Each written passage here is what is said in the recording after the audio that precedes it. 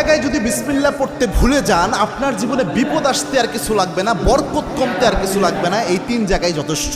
খুব মারাত্মক একটা বিষয়। বিসমিল্লাহ তো মোটামুটি সব ভালো কাজের শুরুতেই পড়া হয়, তবে সব জায়গায় ভুলে গেলে ওই 3 জায়গায় মিনিমাম ভুলা উচিত নয়। তার মধ্যে 1 নাম্বার যেটা, এটা আমি সবচেয়ে গুরুত্বপূর্ণ মনে করি, সেটা হচ্ছে বর্তমান পরিস্থিতিতে এটা হচ্ছে আপনার বাথরুমে প্রবেশের শুরুতে বিসমিল্লাহ করা। অনেকে বলতে পারেন হুজুর বাথরুমে ঢুকবেন আবার বিসমিল্লাহ কিভাবে?